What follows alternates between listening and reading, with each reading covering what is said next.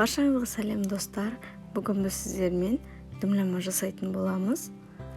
Қуырдақ, сірне, бастырма әр жерде әртүрлі айтылады бұл тағам. Бізге керекті заттар барлығын осылай турап, жуып дайындап аламыз.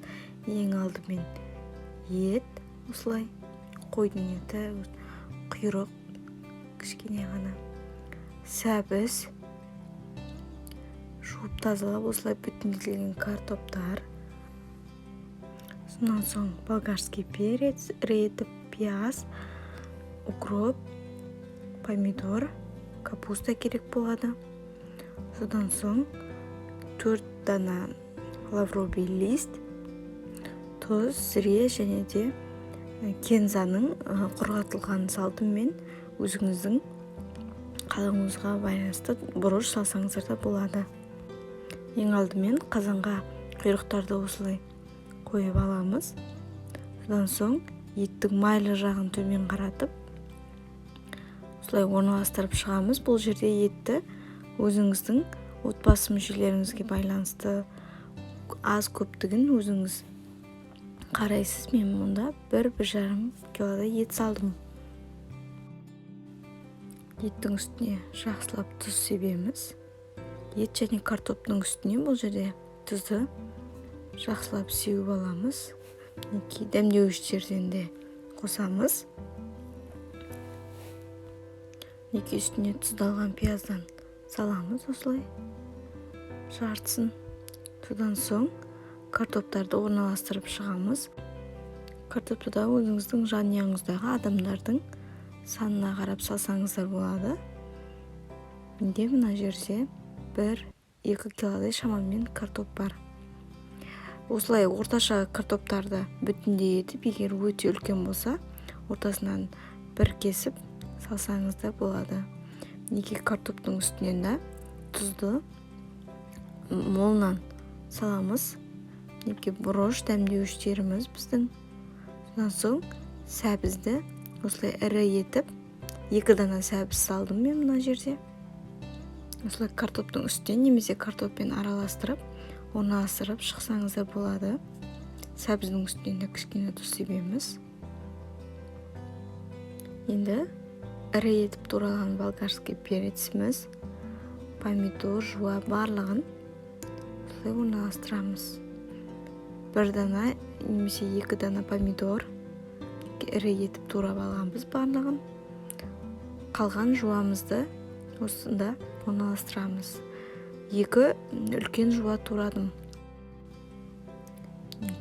Қалған дәмдеуіштерімізді, провелистімізді осында орналастырамыз. Тұз, 10 шақты дана бүтін қара бұрыш. Барлығын осылай. Ең соңында тағы да тұз себеміз.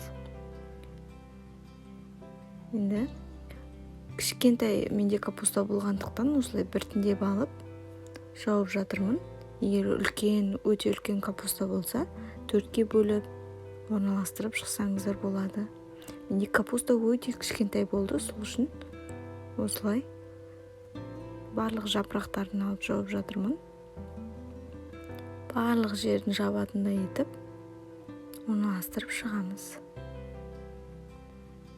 Барлығын осылай орналастырғаннан соң қазаныңыздың астын жай етіп 1,5-2 сағатқа қойып пісіріп аламыз. Капустаның барлық бөлігін орналастырдық.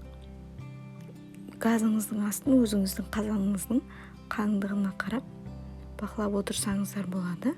Су құю керек емес. Ең соңында тағы да кішкене тұз сеуіп, бетін жауып 1,5-2 сағатқа қойып пісіріп аламыз. Достар, біздің дымламамыз дайын болды. Осылай капустаның, біздің укробымыздың түсі өзгеріп, пісіп шықты. Ешқандай су құйған жоқпын.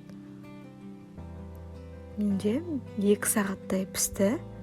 Өте төмен отта. Бірінші капустаны осылай біздің тарелкамыздың астына жайып орналастырып шығамыз.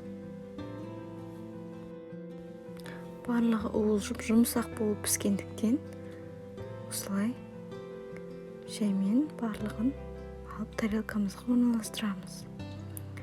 міндетті түрде жасап көріңіздер, өте дәмді болып шығады. Картошка сәбіздеріміз біздің өзінің формасын ұстап тұр, езіліп кетпеген, бірақ та өте жұмсақ болып үгітіліп тұр. Барлығын біртіндеп алып қойып жатырмыз. Ең астындағы еттерімізді біздің уылжып піскен, барлығын солай жаймен орналастырамыз. Ешқандай су құйған жоқпыз достар. Өзінің барлығының суы ағып түскен. Егер тағы да бұдан да сулы болған қаласаңыздар, 1,5 кеседей су құйсаңыздар болады. Негізінде су құймағандарыңыз дұрыс.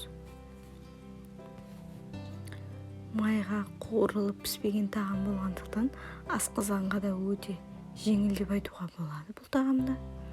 Мінекей, ең соңында осылай суды ожаумен құйып.